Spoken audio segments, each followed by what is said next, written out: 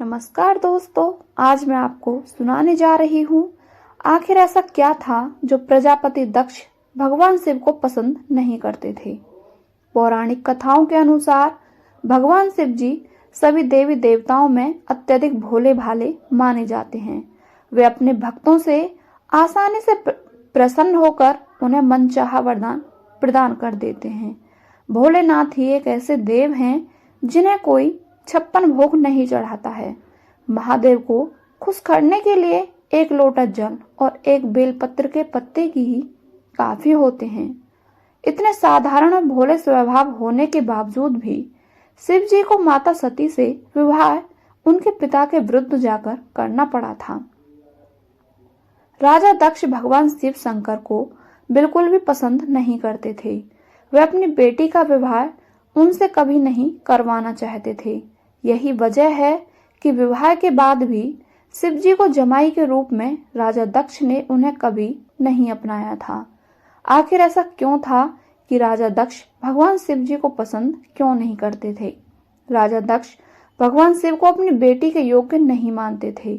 पौराणिक कथाओं के मुताबिक भोलेनाथ योगी थे जिनका रंग रूप और रहन सहन का तरीका भी अन्य देवताओं से बिल्कुल अलग था।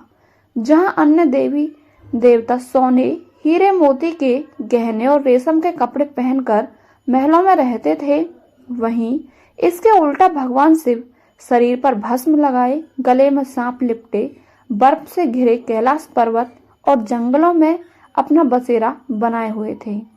ऐसे में राजा दक्ष शिव जी को अपनी बेटी के सती के योग्य नहीं मानते थे। उन्हें लगता था कि उनकी बेटी जो महलों में पली बड़ी और दास दासियों से घिरी रही, वह कैसे एक अक्खड़ शिव जी के साथ रहेगी।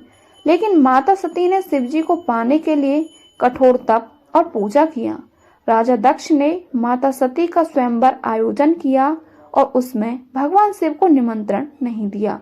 हालांकि सती ने महादेव को अपना पति मान लिया था।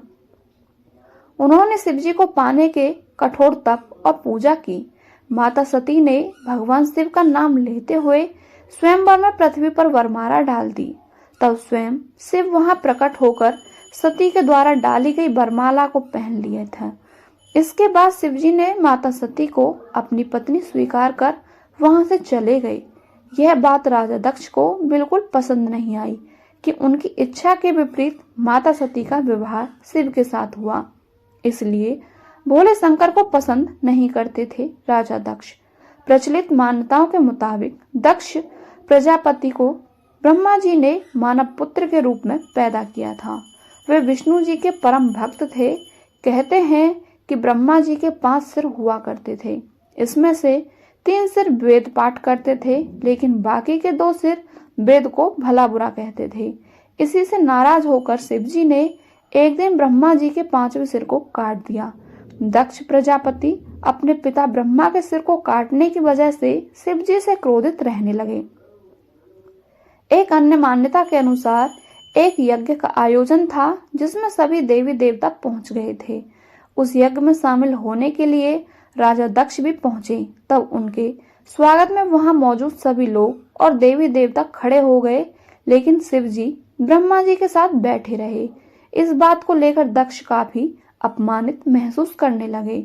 जब प्रजापति दक्ष यज्ञ का आयोजन करवाया तो भगवान शिव को निमंत्रण नहीं भेजा था। तब माता सती जिद करके अपने पिता के यज्ञ में शामिल हो गईं, लेकिन भोलेनाथ का अपमान सहन नहीं कर पाईं और अग्नि में कूदकर जान दे दी। इस बात का पता जब भगवान शिव को चला तो हर जगह त्राहिमाम मच गया। भगवान शिव ने वीरभद्र को उत्पन्न कर उसके द्वारा उस यज्ञ का विध्वंस करा दिया। वीरभद्र ने दक्ष प्रजापति का सिर भी काट डाला।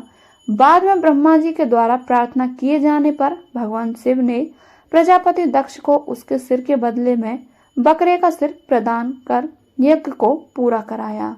आपको ये कहानी कैसी लगी हमें कमेंट करके अवश्य बताएं, और यदि आप हमारे चैनल पर नए हैं तो चैनल को सब्सक्राइब करके बेल आइकन अवश्य प्रेस करें। मिलते हैं आपसे अगली कहानी में। आपका बहुत बहुत धन्यवाद।